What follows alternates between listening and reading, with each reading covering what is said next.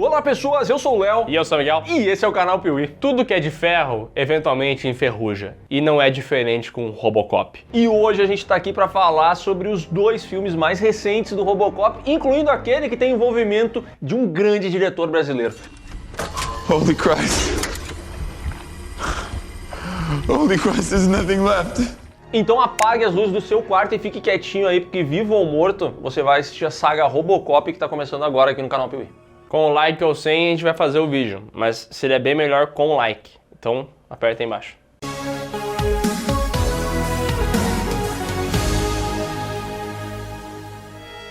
Se você assiste um filme e se pergunta como as coisas são feitas, ou até tem um sonho de fazê-las também, tá na hora de encarar cinema como uma coisa além do hobby. Até porque o mercado audiovisual é muito amplo e está cada vez maior. Afinal, os streamings estão cheios de produções nacionais e fora a galera que está criando conteúdo na internet e que sempre precisa de profissionais qualificados para estruturar essa coisa. A gente só tem profissional qualificado que trabalha pra gente, né? Não? São bons, os caras são bons, não dá pra falar que não. E aí que entra a EBAC, a Escola Britânica de Artes Criativas e Tecnologia. A EBAC possui mais de 150 cursos de várias áreas, inclusive audiovisual, com opções super legais de roteiro, storyboarding, direção de fotografia e muito mais. Tem tudo que você precisa para trabalhar nessa área, para realizar o seu sonho de conseguir um emprego, de crescer na internet, e todos os cursos são totalmente online, então você faz na hora que achar melhor e no local que melhor se adequar à sua rotina. Além disso, tem palestras, atividades online e até um departamento especial focado em ajudar você a se posicionar no mercado de trabalho. É curso para você trabalhar e não para deixar o diploma pendurado na parede, entendeu? E você que ainda segue o Piuí tem um presente especial, o cupom Piuí200, que te dá R$200 de desconto em qualquer curso. Então corra agora mesmo no link da descrição e conheça a EBAC para você dar uma guinada na sua vida profissional. Tá indo lá? Não, fica no Piuí, calma. Cara, não dá, pra mim já chega. Graças ao Robocop 2 e outros projetos, a Orion Pictures estava ali quase sendo enterrada, estava beirando a falência, e eles tinham a esperança que com o Robocop 3 eles pudessem reaver os tempos de glória da empresa. O problema é que quando eles começaram a desenvolver Robocop 3, parece que eles olharam todos os erros do 2 e falaram assim, vamos fazer de novo e maior ainda. Para começo de história, eles contrataram novamente o Frank Miller para fazer o roteiro. Os caras já tinham percebido que essa ideia não tinha funcionado no filme anterior, que ele tinha escrito uma parada que não tinha como ser gravada, mas eles decidiram chamar de novo o Frank Miller, que otariamente aceitou porque queria marcar seu nome no cinema. Tudo bem, topo. É que nem o cara que não sabe perder no poker, entendeu? Ele já tá perdendo faz muito tempo e ele fala assim, vou dobrar a aposta. O que acontece com ele? Perde a casa, perde a esposa e se mata depois de depressão. E depois do guguzinho e da desaprovação que o personagem teve, eles pensaram assim, quer saber? Vamos botar mais criança aqui, porque quem vai comprar bonequinho, brinquedinho depois são as crianças. E não bastando isso, eles tinham pressa para fazer Robocop 3, porque eles precisavam de dinheiro. E o Peter Weller estava ocupado com uma outra produção. Então a Orion Pictures falou assim, quer saber? Só aparece a boca dele, a gente não precisa desse ator aqui, vamos trocar o nosso protagonista. Troca. Eles foram lá, eles trocaram e tudo isso foi em vão, porque o filme, que em 91 estava concluído e já estava pronto para ser lançado, simplesmente levou mais de 2 anos para chegar aos cinemas, porque a Orion Pictures estava com tão pouca grana que eles não conseguiam botar o filme nos cinemas. E quando puseram, foi uma merda. Lançado em 1993 com o roteiro de Frank Miller e Fred Dekker. Fred Dekker que também dirigiu o filme que já tinha feito A Casa do Espanto. Robocop 3 mostra que a OCP foi adquirida pela Konemitsu, uma empresa japonesa que agora detém os direitos dessa empresa e, como tem isso, vai poder transformar Detroit em Delta City. Delta City for our children. Delta City foi ensaiada lá no primeiro filme e de lá pra cá, todo esse tempo eles estavam desenvolvendo a ideia. Mas agora isso vai sair do papel, só que para isso a Kanemitsu precisa tirar parte da população pobre ali de Detroit, que tá no lugar errado, estão morando naquele lugar que eles querem passar uma estrada, querem fazer não sei o que, entendeu? Assim, anteriormente Detroit era ruim e tal, tinha gente pobre, mas tinha uma parte boa da cidade. O que virou Detroit agora é o futuro de Exterminador do Futuro, tá ligado? É uma guerra civil policial contra morador, é bandido na rua, explosão, virou um caos. E no meio desse caos, nós encontramos os reabilitadores urbanos, que são uma força policial criada ali pela OCP e pela Kanemitsu para tirar esse povo todo. Essa força é liderada pelo Paul, eles vão fazer essa batida para expulsar todo mundo de casa e ali se forma uma resistência liderada pela tal da Berta. E no meio dessa resistência e entre os moradores está a mini hacker, nossa querida garotinha Nico, que acaba se perdendo dos pais no meio da correria. Ela é resgatada pela Berta e a partir desse momento essa menina vai ser ali, olha, linha de frente dessa resistência. Como é que é? Mas ela é importantíssima, porque todo rebelde quer ter um parceiro com 7 anos de idade. E fica nítida a utilidade dessa criança justamente quando esses rebeldes vão ir roubar umas armas dos reabilitadores urbanos para lutar contra eles. Apesar de claramente ser 15 mendigos contra uma força policial enorme, um robô, eles vão lá roubar as armas e aí acontece uma das piores cenas de toda essa saga, que é justamente essa menininha de 7 anos de idade. Eles se deparam contra um ED-209, a criatura vai matar eles em 20 segundos e essa menina, ela saca um notebook da mochila, ela vai até o ED-209, pluga na perna dele, digita admin e hackeia o robô. You now have 10 seconds to comply.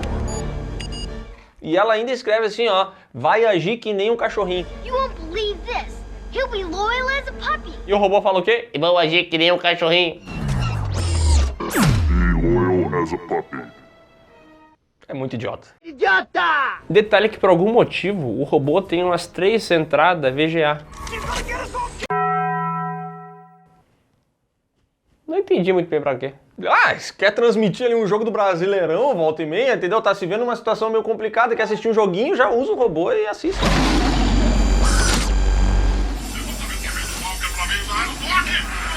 Amando da OCP, o Robocop vai atrás da resistência. Só que ele não tá muito interessado em parar essa galera, porque ele até vê o que tá acontecendo, mas ele não bota todo o esforço do mundo, entendeu? Ele pensa assim, quer saber, vou lá ajudar a Lewis, que ela tá passando dificuldade. Então ele desvia a rota, vai ajudar a mulher, e quando ele chega lá, ele é atacado por um monte de punks, que jogam nele molotovs, e ele começa a pegar fogo. E essa talvez é a cena mais memorável do filme, que é o Robocop em chamas. Que mesmo em chamas, ele consegue derrotar os bandidos. You have the right to remain silent. O povo fica puto que o Robocop não fez o que ele tinha que ter feito e aí manda a doutora Lazarus. Olha só, Lázaro na Bíblia morreu, ressuscitou e aqui a doutora Lazarus olha pro Robocop e pensa assim, vou ter que apagar as memórias dele porque o Paul mandou. Só que ela fica com pena e não faz isso. Eu não quero! E aí o Robocop e a Lewis vão atrás dessa resistência, chegam na base dos rebeldes e naquele momento eles percebem que aquilo ali é tudo gente boa, é tudo gente humilde, não tem que prender eles. Trabalhador. É tudo trabalhador. Só que nesse momento chega ali o Paul, os reabilitadores, aí eles veem que o Robocop tá dando moleza pra resistência e falam assim, quer saber? Agora nós vamos dar um cagaço nesse robô. Eles matam a Lewis na frente do Robocop e ele não pode fazer nada. Por quê? Porque esse pessoal trabalha para a OCP Kanemitsu e ele tá com a 4ª diretriz. De novo ele tá com a 4ª diretriz, ele não pode fazer mal a essa galera, ele fica só assistindo. Mas assim, ó, eu acho esse filme muito ruim, já vou adiantar isso aqui, só que pelo menos a cena da Lewis morrendo, ela é uma cena impactante, tu não acha que vai acontecer isso com a personagem e ela realmente morre. O grande problema é que o Robocop não fazia nada, porque de novo ele tá com a 4ª diretriz, porque assim, uma característica importantíssima e muito notável dessas continuações é tirar tudo o que o personagem viveu de evolução no primeiro filme. Então ele volta a ter a porra da 4ª diretriz, não vai pra lugar nenhum, cara. É que assim como o computador, ele é formatado, né? Aí eu perdi no argumento. O Robocop apanha quieto, até tentar dar um tiro nos carros ali, pra tentar dar um susto, mas não é muito efetivo. Então ele tem que sair vazado daquela situação e aí aparece lá na resistência a doutora Lazarus, que tem a missão de apagar a 4ª diretriz dele pela 20ª vez. E não só isso, ela também pensa, bom, já que eu vim aqui, por que não trago junto um equipamento de atualização pra esse robozão? E ela traz o jetpack. O jetpack para vender boneco. Que é o nome desse equipamento aqui. Ela vai lá, ela consegue, ela faz um check-up geral no Robocop, né? Que Ela roda o antivírus. Uma ameaça foi detectada. Em paralelo a isso, a gente descobre que tem um membro da Resistência que é um desgraçado, porque ele vai lá e dedura o pessoal em troca de dinheirinho. E aí o pessoal lá manda os reabilitadores, destroem o local todo, matam a líder da Resistência e ainda prendem a Doutora Lazarus. Mas felizmente, a mini hacker, ela escapa, tá? Ah tá, porque o filme tinha esquecido dela até então, mas agora ela volta, né?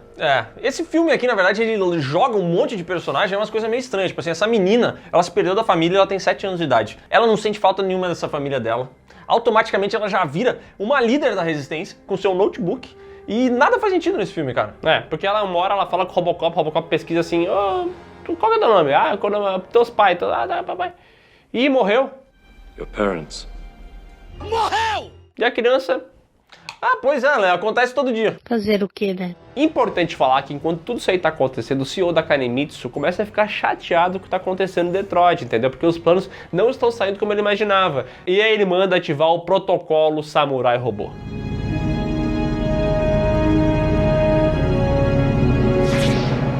Exatamente, ele envia um samurai para resolver as questões em Detroit, que é o Otomo. Ele pensa assim, ou toma uma atitude, ou eu vou ficar sem minha Delta City. E aí ele manda esse samurai que chega lá e já começa a brigar com a resistência, entendeu? E em determinado momento ele toma um socão na cara dele, ele que desloca o seu maxilar. Só que em vez de gritar de dor, ele simplesmente pega e coloca de volta no lugar. Bem feito, tá?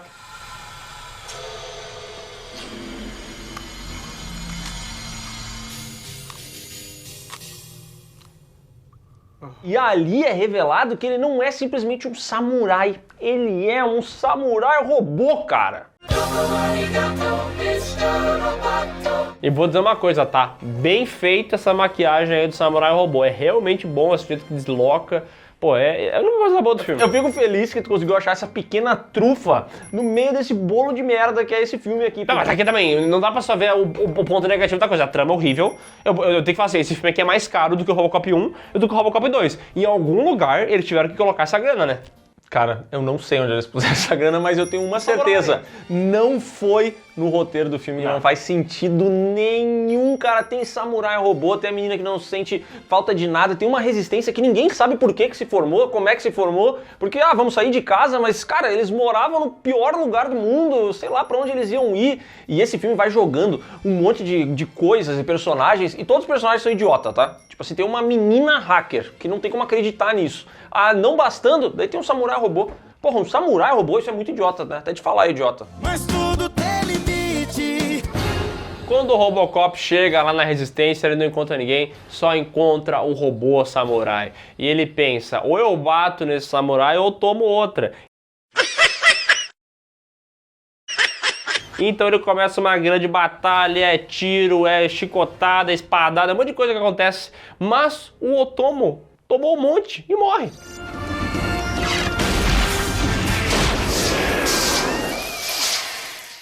Coitados. O que é bem estranho quando a gente tá vendo o filme, porque o Otomo aparece lá, ele parece que vai ser importante, faz algumas coisas e morre. E a gente fala, ué, acabou o personagem? É que esse filme aqui, basicamente, ele não tem vilão, né? Porque ele joga uns 3 nomes ali, mas ele esquece desses nomes por um bom tempo.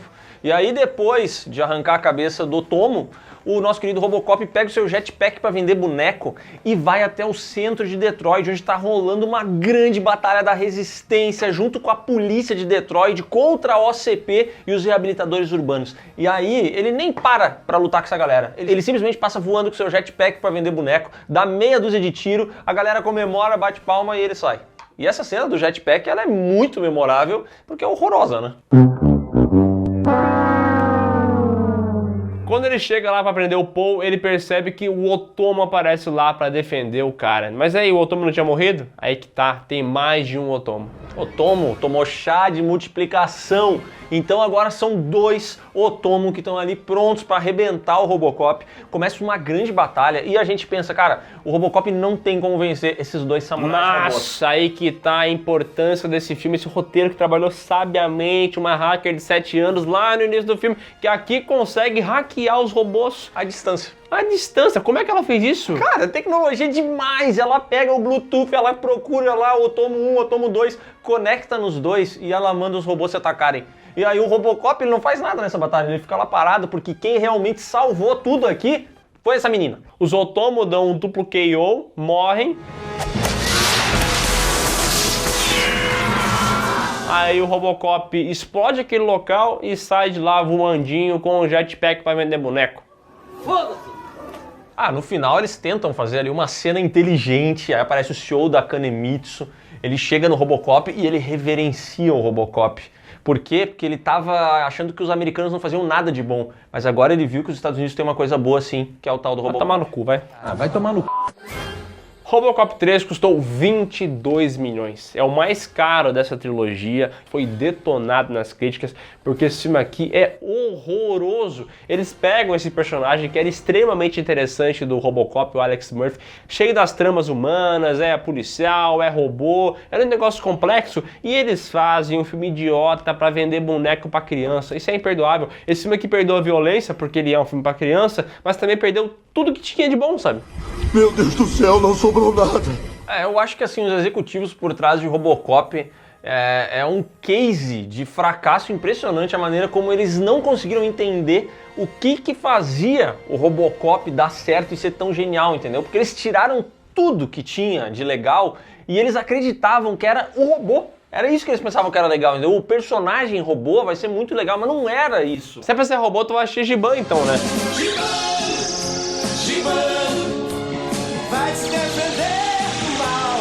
Tem um monte de robô, entendeu? O tempo inteiro tem filme de robô, não é essa parada. E eles deixaram justamente só a bosta do robô aqui, tiraram todo o resto. Esse filme aqui é muito burro, o roteiro dele é horroroso e ele tem esse personagem que tem que acabar no cinema, que é a criança genial, sabe? Isso aí é uma coisa que destrói.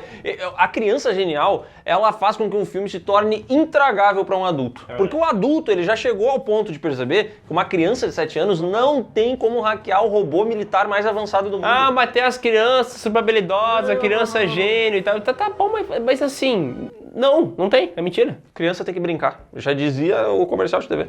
Toda criança tem uma estrela dentro do coração. Após o terceiro filme, Robocop não teve mais nada de muito sucesso, teve apenas série de televisão, uma em 94 e outra em 2001. E a Orion Pictures, obviamente, estava falindo e acabou sendo adquirida pela MGM. Então, assim, o plano deles de ser salvos com o Robocop 3 deu completamente errado, né? Eu brochei.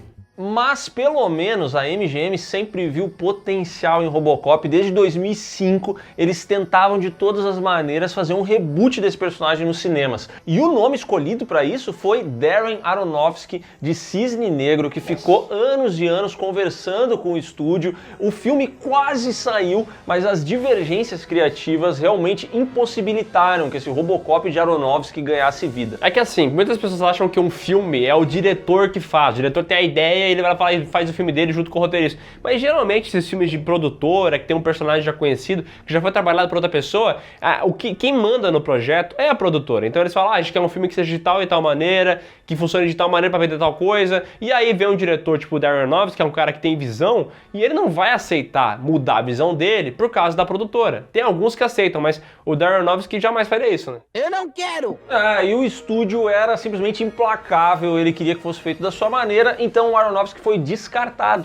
Enquanto isso, aqui no Brasil, Tropa de Elite já havia sido lançado, foi um grande sucesso. Tropa de Elite 2 também foi lançado e as porteiras de Hollywood se abriram para José Padilha, que estava em contato com a MGM e recebeu uma oferta para dirigir, veja só, um novo filme do Hércules.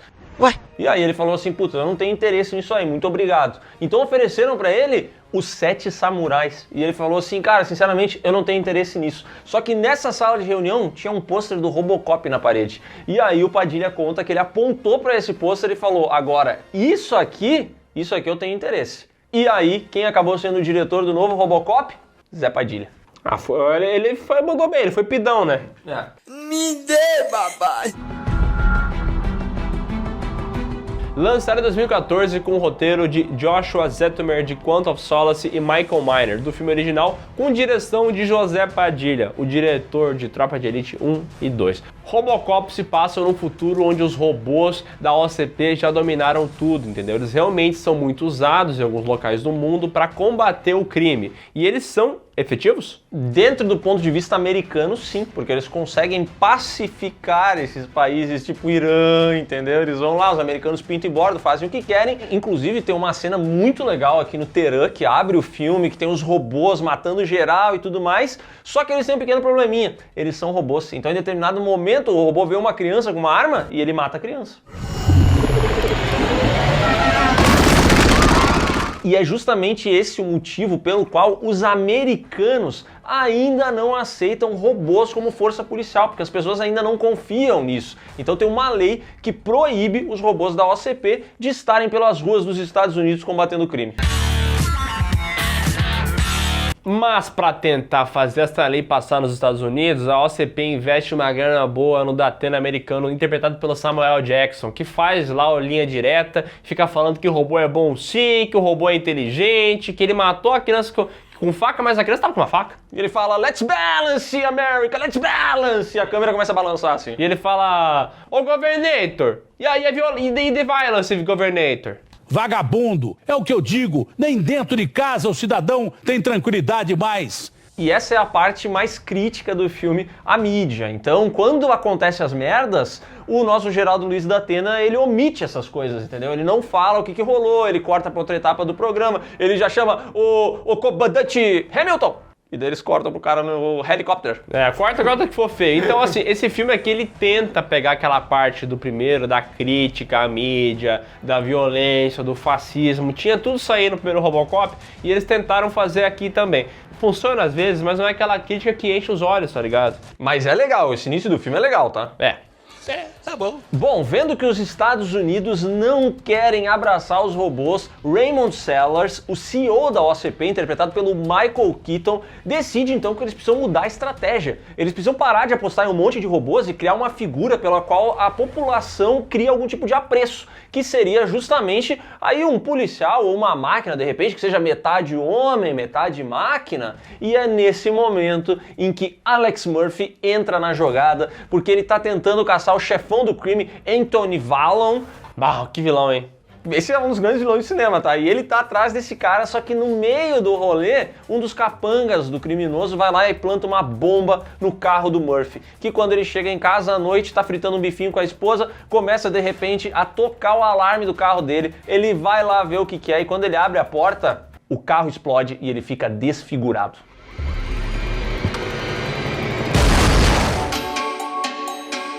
Robocop original era um filme que tinha violência como parte da trama. E era uma violência explícita, você via a mão sendo arrancada, o sangue jorrando, era bem violento. Só que Robocop, o remake, foi feito por uma faixa etária de 14 anos. Ou seja, a violência não poderia ser tão gráfica assim. Então, a cena onde o Alex Murphy quase morre, assim, não tem 1/5 do impacto da cena original, né? Não tem comparação.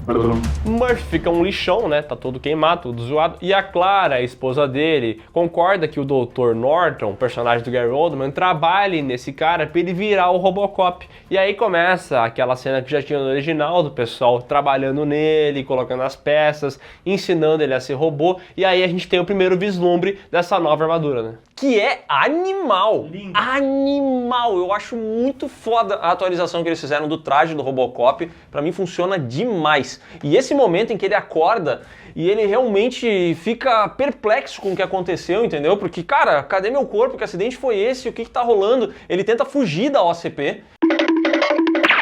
Até que o Dr. Norton acaba desligando ele, retomando tudo, e aí sim inicia-se esse processo do doutor explicar pra ele tudo que rolou com muita tranquilidade pra ver se ele se aceita. E aqui tem uma das cenas mais memoráveis desse filme. Boa cena! Holy Christ. Holy Christ, there's nothing left. Boa cena em que eles mostram o que restou dele, que foi só uma parte do seu cérebro, uma mão e os seus pulmões. E ali o Robocop, quando ele vê o seu reflexo e percebe que ele perdeu o próprio pinto, cara, ele fica realmente muito triste. Agora deu caralho mesmo, viu? Mas ele decide que vai seguir nesse experimento, que ele não vai querer se matar, justamente por causa da família dele. Saúde, minha família. E assim, o início desse filme é bem interessante, é bem bacana o jeito que eles setam o universo, mostram como a tecnologia está sendo útil no combate ao crime, mas também não é tão bom assim, porque tem vários pontos negativos. E é um filme legal, é interessante ver esse início, e é bacana também ver o Joel Kinnaman, que faz o Alex Murphy, que é um dos melhores americanos genéricos de todos, se não for o melhor. Ele manda muito bem na atuação de quando ele percebe que tudo que ele tinha ali já não existe mais, só tem um pulmão, tem uma mão, tem uma parte do cérebro, não tem um pinto. E quando a gente vê que ele não tem mais pinto, sabe o que também perde o pinto? O quê? O filme.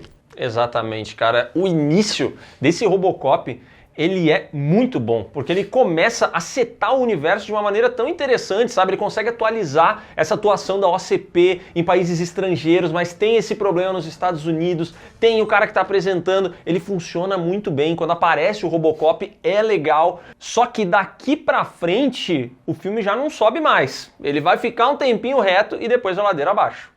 Eu vou cair! Daí começa a parte do treinamento, do Murphy entendendo que ele é uma máquina, eles botam ele num pavilhão pra atirar em alguns robôs, só que daí ele tenta assumir o controle do robô, só que quem tem que assumir o controle é a máquina, porque ela é mais efetiva do que o humano. Então esses dilemas são bacanas, são legais. Só que daí, como o Léo falou, a trama vai evoluindo, e tem um momento que eles percebem que esse Robocop prateado, por algum motivo, não é vendável. O pessoal não acha legal, não vai gostar, não vai se interessar. E aí o CEO da empresa decide que tem que pintar ele de preto. Teria na cor preta? E eu vou dizer uma coisa, eu gosto muito dessa ideia. É uma das decisões mais controversas desse filme, justamente porque a armadura preta tem um design que não é tão legal quanto o da armadura prateada, entendeu? Ela tem uma parada mais curvilínea, que visa ser, de fato, mais tática e mais moderna. Pra mim faz todo sentido se a gente pensa no lançamento de um produto. Talvez eles tenham sido infelizes aqui no design da armadura e principalmente no fato de que o Robocop não vai voltar para sua armadura antiga a tempo, porque depois a gente pode falar sobre isso, mas essa armadura preta, ela podia ter uma grande virada nesse filme que tornaria o uso dela muito interessante, mas ele não vai ter. E outra coisa que é muito questionada, e aí sim é uma das coisas que eu mais odeio desse filme, é a maneira como ele desperdiça o tema do Robocop. O tema do Robocop é muito icônico, é um desses que é marcante, sabe, que tem que ter no filme. E o Robocop, de 2014, utiliza o tema quando tem o apresentador de TV falando da OCP. O tema do Robocop é o tema musical do jornal. Yes! Let's not shy away from what this means, people. Do jornal, entendeu? Então ele aparece no jornal e eu acho que ele vai aparecer nos créditos iniciais do filme. Porque em todas as vezes que o Robocop vai estar em ação, que ele vai estar fazendo alguma coisa que realmente ou é heróica ou que deveria nos empolgar, o que acaba tocando é uma trilha de rock super genérica.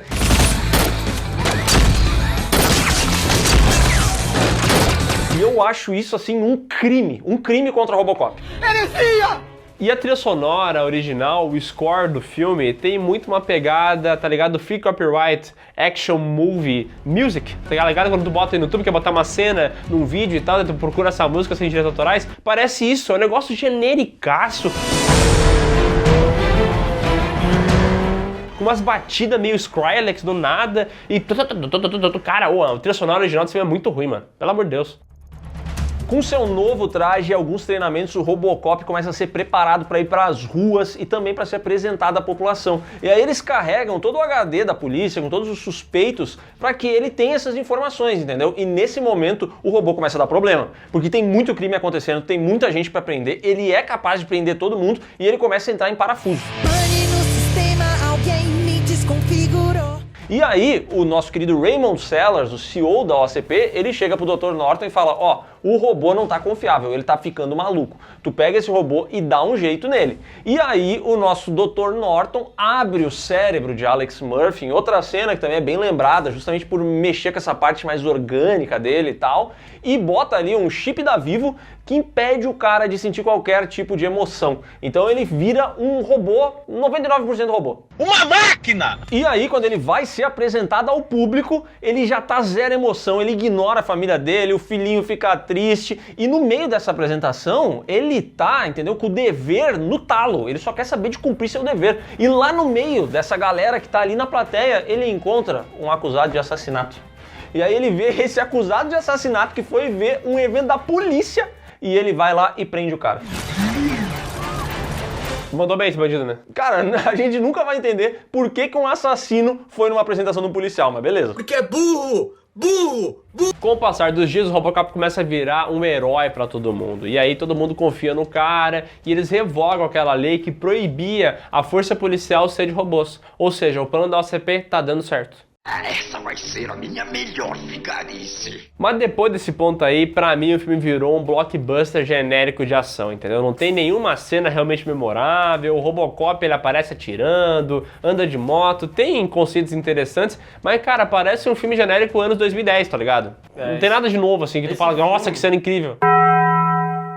Esse filme aqui, quando ele termina ali o primeiro ato dele, ele vai pra parte do desenvolvimento, ele começa a ficar arrastado. Todos aqueles dilemas que eram legais, aquele filme dinâmico que a gente tinha no início, ele se perde. Aqui ele vira, bem o que o Miguel falou, um filme de ação genérico. E o José Padilha deu muitas declarações falando que essa gravação para ele foi um pesadelo, que a cada 10 ideias que ele levava para o estúdio, 9 eram reprovadas, que ele passou 90% do tempo de produção discutindo com o executivo, que ele realmente não tinha controle criativo do que ele estava fazendo. Isso aqui é simplesmente revoltante. Então ele disse que essa daqui foi a pior experiência de direção que ele já teve na sua vida e que para ele voltar para Hollywood algum dia, olha, teria que ser alguma coisa realmente muito bem pensada, porque ele não gostaria de se meter numa furada dessa de novo. E eu vou dizer uma coisa, esse filme aqui, pelo menos essa metade inteira, isso aqui é filme de estúdio. Botaram uma arma na cabeça do José Padilha e falou, dirige aí, vai.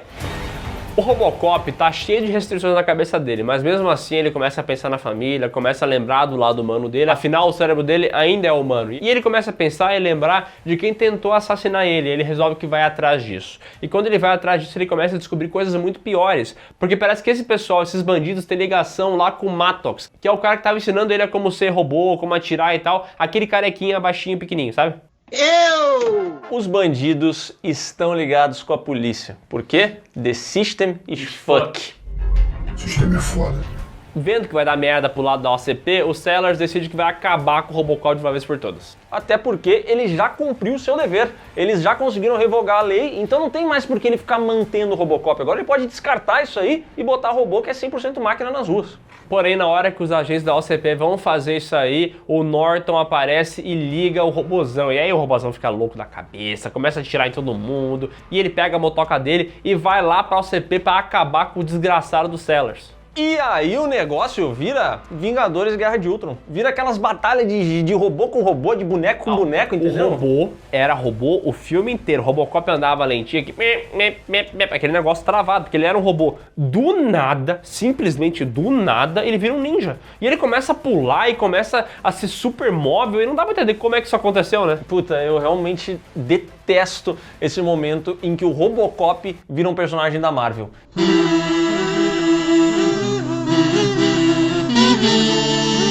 Isso daqui pra mim é o anti-Robocop. Ele chega ali, ele começa a lutar com dois ED-209, aí ele salta, ele pula, ele vai pra cima do ED. Cara, a mobilidade desse robô é impressionante. Esse cara aqui, ele faz pilates.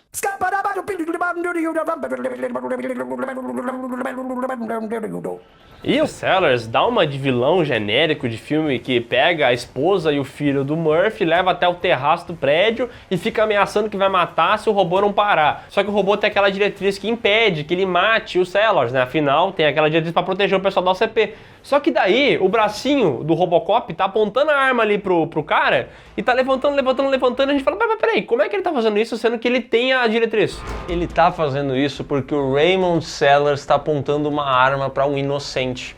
E aí a diretriz do Robocop entra em prática ali também, entendeu? Não, mentira, ele tá fazendo isso por causa da força do amor. Ele podia ter alguma justificativa mais inteligente, mas não tem. Ele olha a família dele, ele ama a família dele e de alguma maneira ele consegue burlar o sistema, erguer a sua arma e matar Raymond Sellers. Preste atenção nessa cena, o Robocop está levantando a arma para matar o CEO da empresa e tem lá atrás um capango mercenário que está ali para proteger o Peter Sellers. Quando a mão do Robocop levanta e atira, aquele mercenário não faz nada. Ele não faz nada, ele só olha aquela situação, É por isso que é difícil contratar um capanga hoje em dia, né? Porque realmente tem muita gente desqualificada no mercado. E esse filme aqui, que tinha tudo para ser um filme muito qualificado, porque tem um bom nome na sua direção, ele toma decisões muito ruins, muito ruins a partir do seu segundo ato. Por exemplo, já que a gente teve a armadura preta, no momento de virada do personagem, em que a humanidade dele assumisse, talvez ele poderia ter trocado de armadura.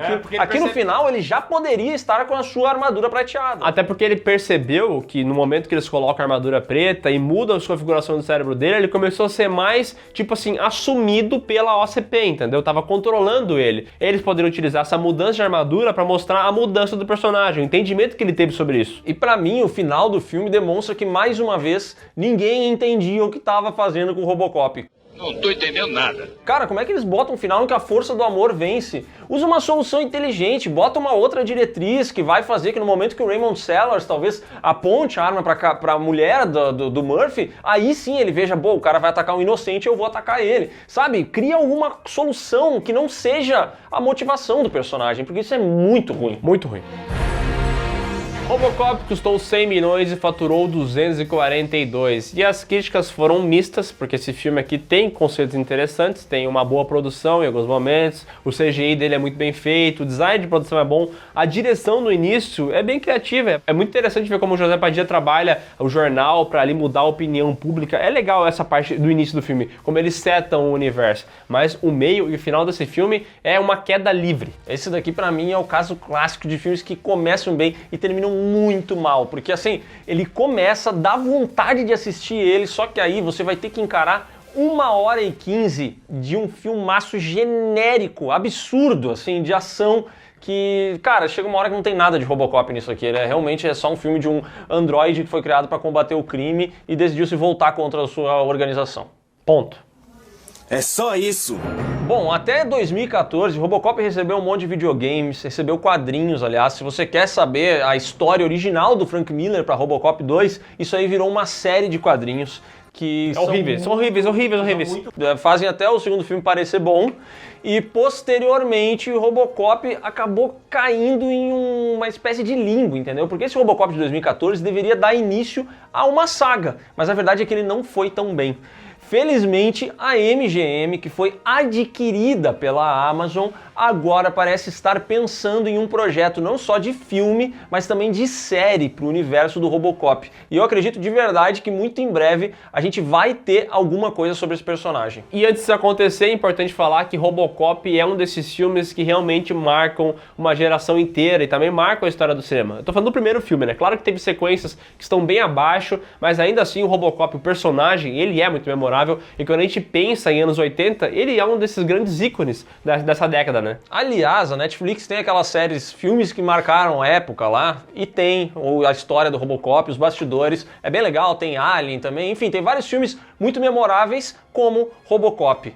Mas o que importa agora para você que está assistindo esse vídeo é o ranking dos melhores e piores. E é curioso, porque obviamente o melhor é o primeiro filme, e aí na sequência lógica depois, de qualidade de filme, eu colocaria o Robocop Remake 2014, porque ele é um filme melhor do que Robocop 2, mas ele tem um final tão ruim, tão broxante, que eu vou colocar Robocop 1, Robocop 2, Robocop do Padilha e por último, Robocop 3.